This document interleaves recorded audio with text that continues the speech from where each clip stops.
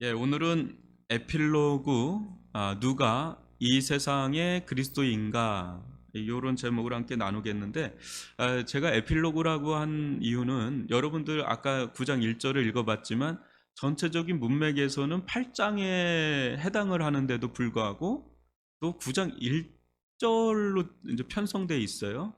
그래서 이건 실은 8장에 해당하면서도 9장을 이어주는 이음새 역할을 하는데, 좀 에필로그적인 그런 측면이 있어서 이렇게 좀 잡았습니다. 코로나19가 한국에 들어온 지도 어느덧 석 달이 지나가고 있습니다. 짧다면 짧고 또 길다면 긴 시간 동안 우리의 어떤 삶의 풍경은 변해도 참 많이 변했죠. 코로나19가 중국에서 처음 발병할 때만 해도 그 뉴스를 들을 때만 해도 대부분의 사람들은 중국에서 또 뭐가 생겼대 막 이렇게 얘기하면서 저게 또 뭐길래 저렇게들 막 호들갑이야 막 그런 게 웅성웅성 되면서요. 아유, 잘 좀 하지 저긴 또 저래 막 하면서 안 됐다 하면서 막 이렇게 마치 이게 강 건너 불구경 하듯이 그랬던 게 1월 말, 2월 초 이렇게 됐던 것 같아요. 그러다 우리나라에도 코로나19 확진자가 1명, 2명 생기자 무엇인가 불길한 예감이 스멀스멀 올라왔습니다. 세상을 채우고 있던 기존의 공기가 무엇인가 싸한 공기로 바뀌기 시작했죠.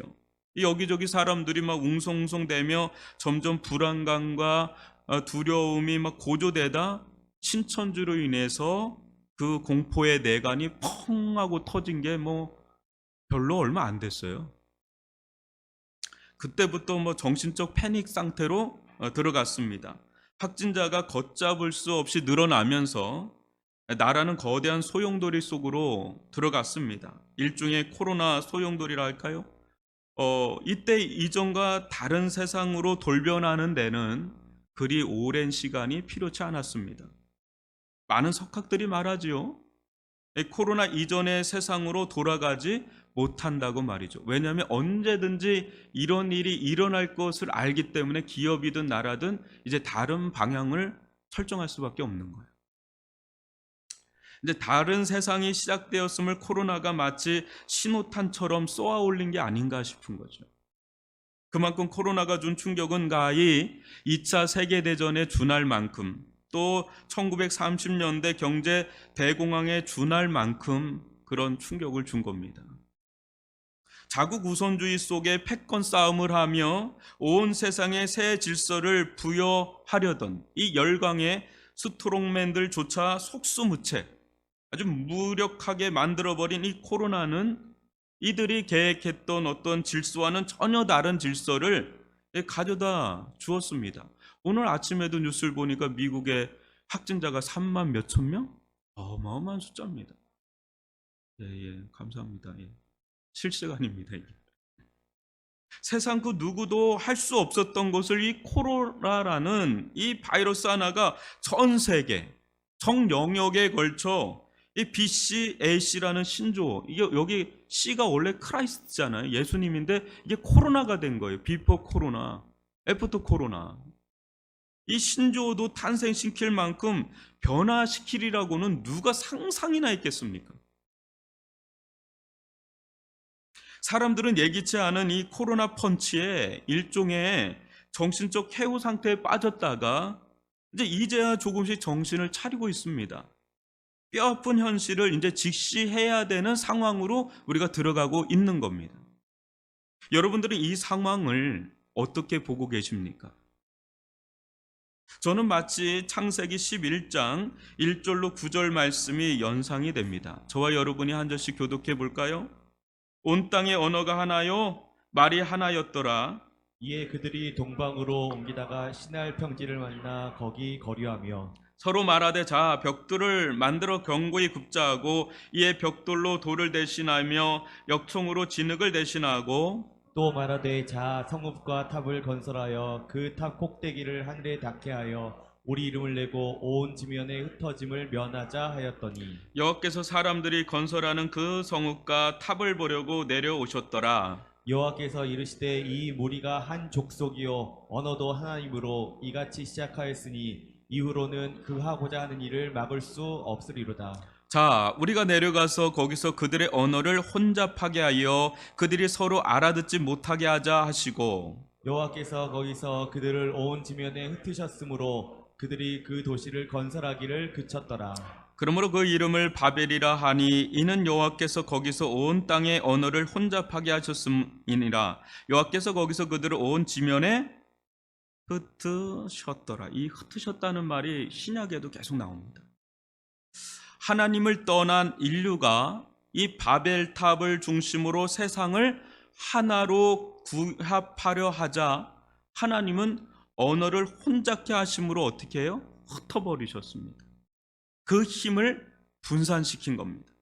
그러나 인류는 어떻습니까? 그 이후에도 분산되고 흩어진 이 세상을 가만히 두질 않지요. 그 습성 그대로 끊임없이 이 바벨화, 뭡니까? 온 세상을 하나로 통합하려는 그 속성을 시도해 온 것이 인류의 역사 아닌가요?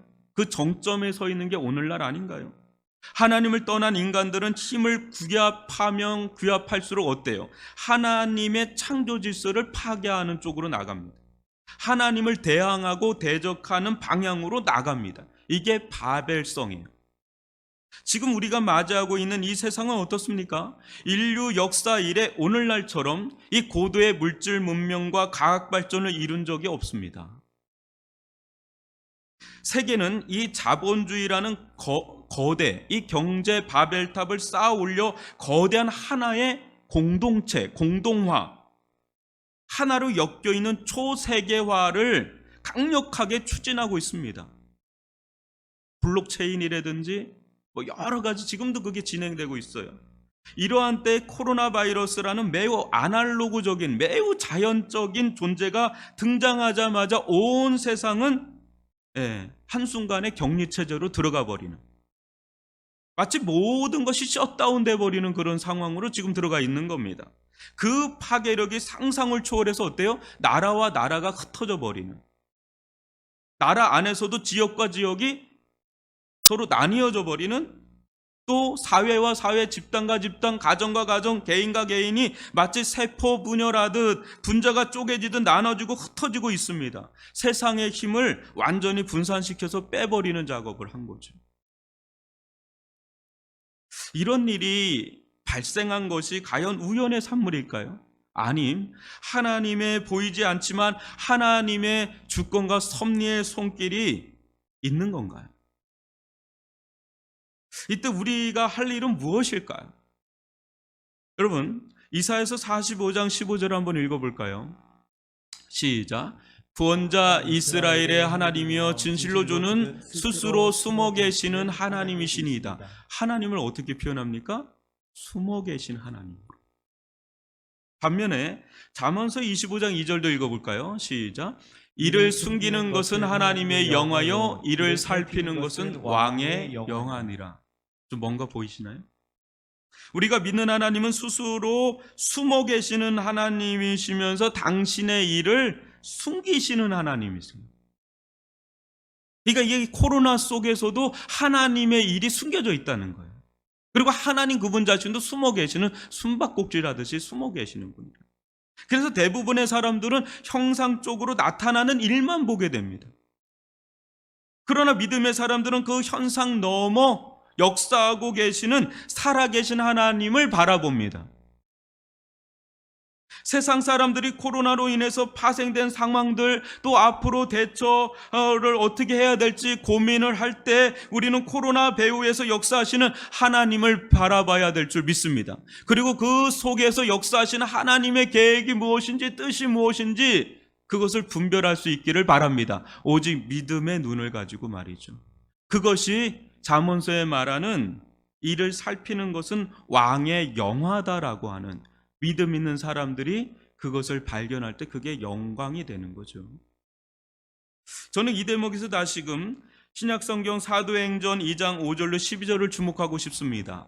3절씩 교독해 보겠습니다. 그때 경건한 유대인들이 천하 각국으로부터 와서 예루살렘에 머물러 있더니 이 소리가 남에 큰 무리가 모여 각각 자기의 방언으로 제자들이 말하는 것을 듣고 소동하여 다 놀라 신기하게 여겨 이르되 보라 이 말하는 사람들이 다 갈릴리 사람이 아니냐. 우리가 우리 각 사람이 난 곳 방언으로 듣게 되는 것이 어찌 됨이냐. 우리는 바데인과 메데인과 엘람인과 또 메소보다미아 유대와 갑바도기아 본도와 아시아 부르기아와 밤빌리아 애굽과 및 구레네에 가까운 리비아 여러 지방에 사는 사람들과 로마로부터 온 나그네 곧 유대인과 유대교에 들어온 사람과 그레데인과 아라비아인들이라 우리가 다 우리의 각 언어로 하나님의 큰 일을 말함을 듣는도다 하고 다 놀라며 당황하여 서로 이르되 이 어찌 된 일이냐 하며.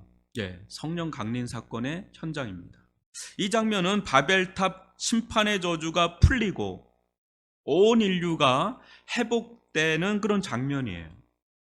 하나님께서 어떻게 흩어진 세상을 모으셨습니까? 흐트러 버렸잖아요. 근데 모으셨어요. 어떻게 해요? 사탄의 방식과 하나님의 방식의 차이가 있는데 사탄의 방식은 바벨탑의 방식이라면 하나님의 방식은 지금 사도행전 2장에 나타나는 방식으로 모으세요. 어떻게 모으세요? 성령께서 세상에 강림하시자 성령을 먼저 받은 자들의 이 언어가 어떻게 해요? 풀리면서 각국의 랭귀지, 각국의 언어로 동일한 메시지를 내뿜기를 시작을 합니다. 바벨탑에서는 다른 세상의 메시지를 동일하게 내뿜었다면 지금 하나님은 그 언어를 완전히 풀어서 동일한 메시지를 각국에 지금 전파하고 있는 거예요. 그 메시지의 핵심은 뭡니까? 하나님의 큰일 행하심. 그것을 뒤후에 이 사도 베드로가 풀어서 설명하기 시작한데 그 한마디로 십자가 부활 사건이 복음 사건이에요. 이것을 온 천하 만민의 온 천하에서 온 사람들에게 설명하자 어떤 일이 일어나요? 그 온 천하 각국에서 온 수많은 사람들이 회개가 일어나면서 주 예수께로 돌아오는 일들이 일어납니다. 그러면서 이 세상 가운데 전혀 없었던 하나가 태동하게 되는데 그게 뭡니까? 왜 그러죠? 교회입니다. 그래서 초대교회가 거기서 나온 거죠. 이들은 어때요? 교회는 어떤 곳이에요? 이들은 이제 같은 마음과 같은 영과 같은 문화와 같은 언어와 같은 생활 방식을 공유하는 자들이죠. 이전하고는 다른. 이전에 몸담고 있던 세상과는 이제 다른 마음, 또 다른 영, 다른 문화, 다른 언어, 다른 생활 방식을 추구하는 아주 제3의 족속이 일어난 거예요. 그리고 이들은 세상의 빛처럼 끊임없이 뻗어가고 뻗어갑니다. 힘을 모으지 않고 흩어집니다. 그러면서 하나님의 말씀이 성취되어져야 할 하나님의 말씀이 있는데 그게 뭘까요? 마태복음 28장 18절로 20절을 저와 여러분이 읽어볼까요? 또 예수께서 나와 말씀하여 이르시되 하늘과 땅의 모든 권세를 내게 주셨으니 그러므로 너희는 가서 모든 민족을 제자로 삼아 아버지와 아들과 성령의 이름으로 세례를 베풀고 내가 너희에게 분부한 모든 것을 가르쳐 지키게 하라. 볼자다 내가 세상 끝날까지 너희와 항상 함께 있으리라 하시니라. 아멘. 세계 만방으로 뻗어가라는. 그러면서 어때요? 사도행전 1장 8절도 읽어볼까요? 시작. 오직 성령이 너희에게 임하시면 너희가 권능을 받고 예루살렘과 온 유대와 사마리아 땅끝까지 이르러 내 증인이 되리라 하시니라. 아멘. 온 세상을 품는 이 하나님의 이 바벨론과는 다른 방식으로 하나님은 온 세상을 하나로 규합하려는 그 일을 지금 진행하고 있는 겁니다. 그러면서 세상에는 보이지 않는 거대한 하나의 나라가 형성되어 왔습니다. 지금까지. 그것이 뭡니까? 그것이 바로 하나님의 나라라는 것. 오늘 말씀의 주제인 하나님의 나라. 비록 이 나라 형체가 다 드러나지 않고 마치 개별적인 교회 하나하나의 형태로 지금도 보이지만 어때요? 장차 모든 지상교회는 거대한 한몸과 같은 하나의 공동체로 온 우주에 드러나게 될 날이 올 거라는 겁니다. 그게 성경이 장차 이루어질 일에 대해서 예견하고 있는 거예요. 숨겨져 있으나 존재하고 있으나 숨겨져 있는 하나님의 나라의 그 실체가 어느 순간인가 이 세상 가운데 드러나게 될 날이 도래한다는 겁니다. 아멘이십니까? 이 가정 속에서 하나님은 세상뿐 아니라 심지어 교회에서조차 그 뭉치고 뭉쳐서 자기들만의 그 바벨화를 추구하는 것 같이 보이면 흩어버리는 초강수를 행하십니다. 교회도 예외가 없었어요. 여러분 사도행전 8장 1절로 4절을 저와 여러분이 읽어보겠습니다. 사울은 그가 죽임당함을 마땅히 여기더라. 그날에 예루살렘에 있는 교회에 큰 박해가 있어 사도 외에는 다 유대와 사마리아 모든 땅으로 흩어지니라. 경건한 사람들이 스데반을 장사하고 위하여 크게 울더라. 사울이 교회를 잘멸할새 각 집에 들어가 남녀를 끌어다가 옥에 넘기니라. 그 흩어진 사람들이 두루다니며 복음의 말씀을 전할세. 아멘. 빛은 뻗어나가야 되는데 계속 자기들끼리 그냥 오골오골 했을 때 하나님은 강제 해산을 시켜서 세상으로 흩어져서 이때부터 사마리아 선교 역사가 이루어졌고 더 나아가서 이방 땅으로의 선교 역사가 이루어져 왔던 거예요. 하나님이 가장 기뻐하지 않는 게 자기 힘을 막 모아서 그거를 바벨화하려는 걸 가장 미워하신. 여러분 어찌 보면 이 코로나는 하나님의 사자, 때로는 심판과 죽음의 도구로서, 때로는 구원과 영생의 도구로서 이 세상과 교회의 청 영역에 새롭게 질서를 부여하고 길을 잡아주는 것은 아닌가라는 생각을 하게 됩니다.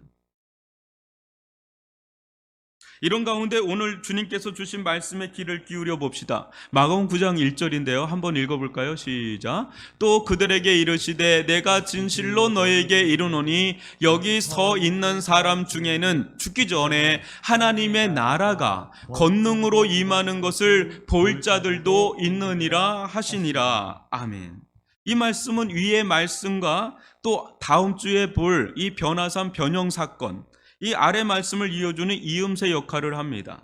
근데 여기서 우선 안타까운 사실은 대개 사람들은 이 하나님의 나라가 이 권능으로 임하는 것을 직접적으로 볼 수 없다는 겁니다. 여기서도 너희 중 몇 사람이 그걸 본다고 했으니까. 그러기에 사람들은 주로 무엇을 보게 될까요?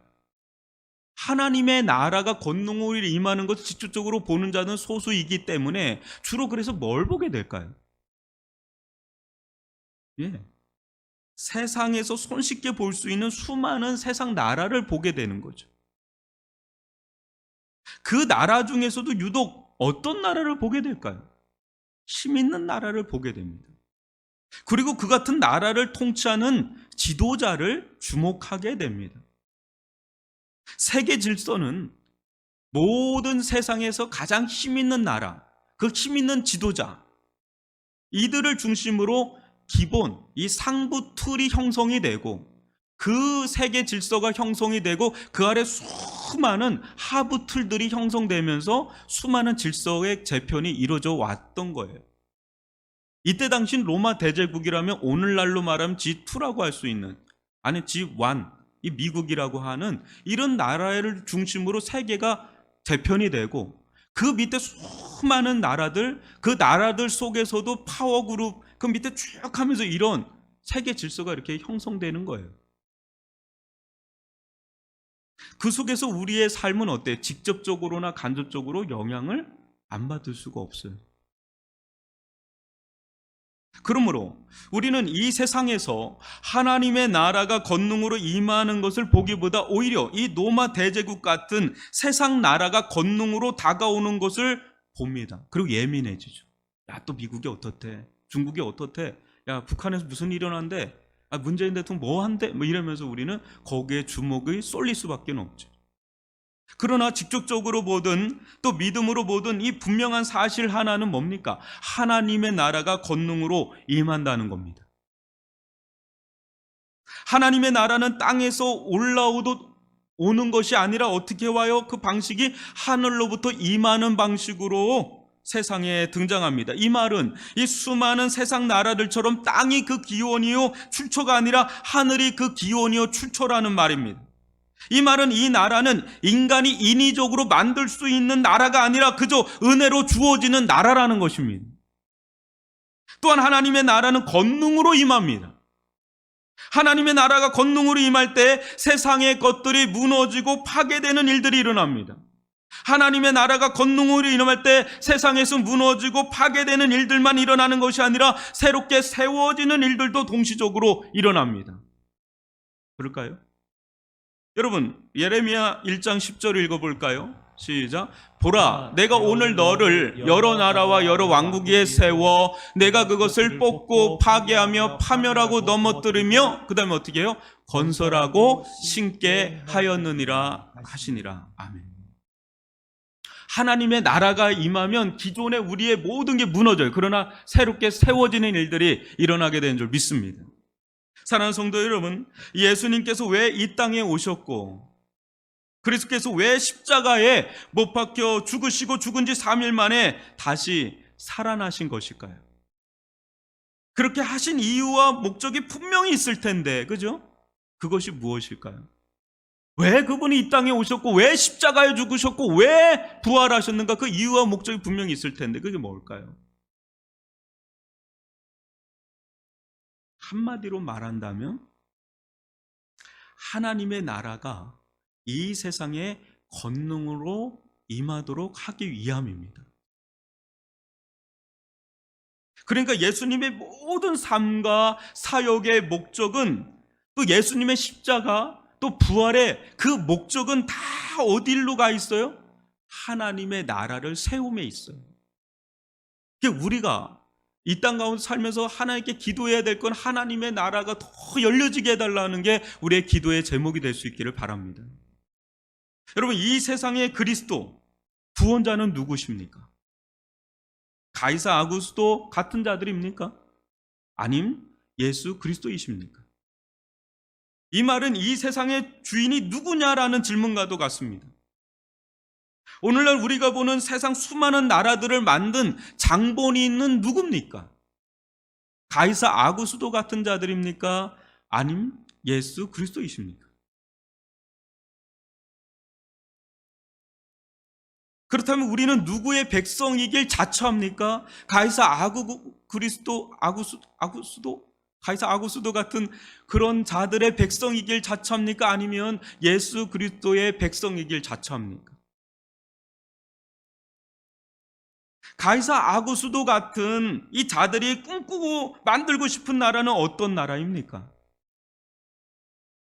또 이들이 자신이 꿈꾸는 나라를 만들기 위해 사용하는 방식, 그 길은 무엇입니까? 한마디로 말하면 이 땅에서 자기 목숨을 구원하는 길 아닙니까? 지난주에 살펴봤죠? 이 말은 이 땅에서 필요한 이 육신적인 안위와 그 생명에 대한 이 보장, 그 안전, 나아가 될 수만 있다면 더 풍성하게 누릴 수 있도록 그 외연을 확장하고 확대하는 그 길 아니냐 말이죠. 세상은 이 길만이 살 길이라고 구원의 길이라고 여깁니다. 될 수만 있다면 너의 육신적인 안위와 생명을 풍성하게 하고 그것을 확보하는 길만이 구원의 길이고 생명의 길이다. 그렇게 얘기를 한다는 거죠. 그래서 세상은 이런 일을 행할 수 있는 그리스도, 이 구원자를 예나 지금이나 여전히 원합니다. 스트로맹 시대에는 더욱더 그런 강력한 구원자를 뽑으려 했지요. 윤리도덕은 없습니다. 그냥 강한 사람이 있으면 그 사람 뽑는 겁니다. 코로나가 오면서 우리는 더욱더 그러한 자를 어때요? 기대하고 갈망하죠. 왜? 우리를 잃은 데서부터 우리를 구원해줘야 되니까.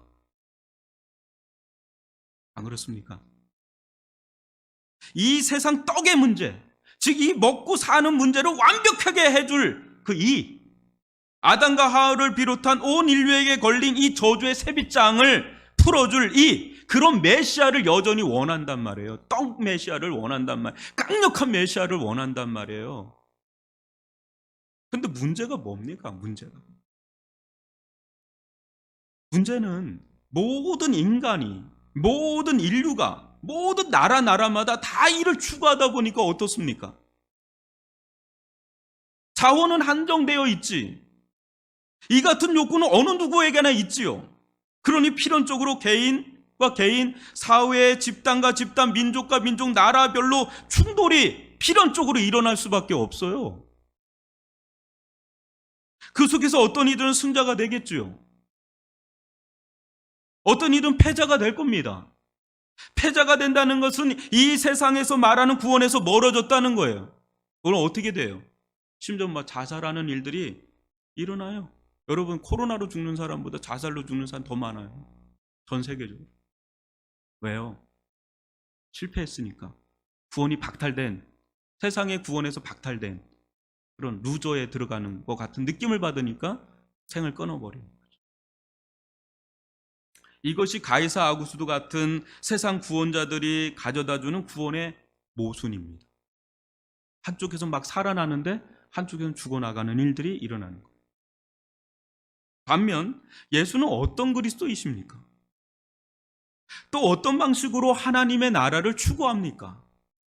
예수 그리스도는 이 세상적 그리스도, 즉 적 그리스도와는 전혀 다른 방식으로 하나님의 나라를 추구합니다. 세상 나라와는 정반대예요. 자신의 구원을 위해 다른 이들의 희생을 구하지 않습니다. 오히려 어떻게 해요? 자신이 십자가를 지고 생명을 내줌으로써 하나님의 나라를 추구합니다. 한마디로 하나님의 나라는 희생의 사랑으로 이루어지는 나라입니다. 음란하고 죄 많은 이 세상 나라에 비하면 유약하기 짝이 없지요. 부끄럽기 짝이 없지요. 그러나 이 나라는 결국 세상 나라를 장악하며 사망 권세마저 꺾고 부활의 권능으로 임하는 영원한 나라인 줄 믿습니다. 이 나라 사람들은 모두 예수와 동일한 방식의 삶을 추구합니다. 지독한 자기 사랑을 부인하고 부정합니다. 자기 십자가를 지고 심지어 자기 생명까지 희생하고 헌신합니다. 이는 한정된 자원으로 뺏고 빼앗기는 이 세상 생명이 아닌 또 다른 생명의 세계가 있음을 알기 때문에 그 길을 갈 수 있는 거죠. 그 생명을 성경에서는 뭐라고 합니까? 이 생명은 무한하신 하나님으로부터 오는 생명이기에 하나님의 생명이라고도 하고 영생이라고도 하고 하늘 생명이라고도 합니다. 근데 이 생명은 빈부귀천 어느 누구나 믿음만 있다면 무한히 공급받을 수 있는, 누릴 수 있는 다함 없는 생명이라는 겁니다. 그걸 우리는 다른 말로 말해서 은혜라고 하는 거죠. 은혜는 다함이 없어요. 측량할 수 없는 은혜가 하늘에 있는 줄 믿습니다. 하늘 자원은 측량할 수 없는 줄 믿습니다. 이 생명은 하나님의 생명이기 때문에 이제는 어떤 열매를 맞아요? 세상 열매가 아니라 다른 열매를 맺기 시작하는데 그 열매는 영원한 열매인 성령의 열매, 생명의 열매를 맺게 하는 힘이 있습니다. 우리는 그리스도 안에서 이와 같은 생명을 충만하게 누릴 수 있게 되었고 그 충만의 결과가 열매로 나타나는데 이제 우리는 영원한 열매를 맺을 수 있는 길이 열리게 된 겁니다. 할렐루야. 살리는 생명입니다. 죽이는 생명이 아니라 살리는 생명으로 우리를 초청해 주신 겁니다. 다시 한번 누구든지 예수의 십자가를 간통한 자는 예수의 부활의 생명에 참여하게 됩니다. 이 생명을 경험한 자는 특이하게도 자기 죽음의 길을 갑니다. 자기 안에서 끊임없이 죽음의 일이 일어나는데 끊임없이 부활의 생명의 역사가 또 동시적으로 일어나는 것을 경험하는 거죠. 내가 희생하고 내가 헌신하고 내가 죽는데 나도 살 뿐 아니라 주변도 살아나는 일들, 그게 하나님 나라에서 일어나는 생명의 역사입니다. 죽음으로써 생명을 얻는 역사가 일어나는데 다른 이들도 살리고 자기도 살아남는 경험을 합니다. 그것이 하나님 나라의 비밀의 영광입니다. 이 나라가 영원한 나라요 최종 승리의 나라로 세상에 드러나게 될 것입니다. 여러분, 거룩한 줄을 서시기를 바랍니다. 두 줄 쓰시면 안 돼요. 하나님의 나라의 줄을 쓰든지 세상의 나라의 줄을 쓰든지 둘 중 하나입니다. 근데 줄을 잘 서야 된다 그러잖아요. 줄 잘 쓰셔야 돼요. 당신은 어느 나라에 속해 있습니까? 이 세상의 주인은 누구라 보십니까? 이 세상에서 어떤 구원을 원하십니까? 어떤 그리스도 구원자를 원하십니까? 그 자리에서 승리자입니까? 패자입니까? 승자라서 살 것 같습니까? 패자라서 죽을 것 같습니까? 살고 죽음이 거기에 있다고 보십니까? 이런 질문을 받는다면 여러분들의 영혼은 지금 무엇이라고 답변을 내고 있는지 곰곰이 또 조용히 한번 들어보십시오. 내 영혼에서 무슨 소리가 들리는지. 믿음의 눈으로 보면 이 세상 나라뿐 아니라 하나님의 나라도 보입니다. 하나님의 나라가 장차 영광으로 임할 것을 믿고 봅니다. 아니, 하나님의 나라가 크고 작게 이 세상 가운데 권능으로 임하는 것을 봅니다. 우리 모두가 그 증인 아닙니까? 우리 모두 단 한 사람도 예외 없이 이 세상 나라가 다라고 생각하며 살아오지 않았습니까? 이 세상이 제시하는 구원의 길이 유일한 내 인생의 길이라 여기며 아등바등 살아오지 않았느냐 말이죠. 내 고귀한 인생과 하나밖에 없는 이 생명을 세상이 제시하는 이 구원의 재단에 아낌없이 헌신하며 드리고 오지 않았습니까? 근데 그것이 결국 나를 구원할 수 없음을 어느 날 진정한 그리스도 되신 예수를 만나면서 영적 개안의 역사가 일어나면서 깨닫게 되지 않았냐라는 말입니다. 사람이, 성공이, 이 돈이, 이 건강이, 권력이 나를 이 세상 가운데 살아가게는 하지만은 이 죄 많은 내 영혼을 또 죽음 뒤에 있을 심판에서 구원해낼 수 없음을 깨닫지 않았습니까? 또 나의 이 고귀한 인생을 하나밖에 없는 이 생명을 구원해낼 수도 없는 이 세상에 헌신하며 산다는 것이 얼마나 허망하고 아까운지 깨닫지 않았습니까? 아울러 이 세상 나라의 수많은 해결되지 않은 문제 앞에 소망둘 수 없음가? 결국 이 세상 나라도 사라지고 하나님의 나라만이 영원하리라는 것을 깨닫지 않았느냐 말이에요. 예수님을 만나면서 하나님의 나라가 임하는 이 한 사람이 어떻게 변화되고 살아나는지를 우리는 전도하면서 보지 않았습니까?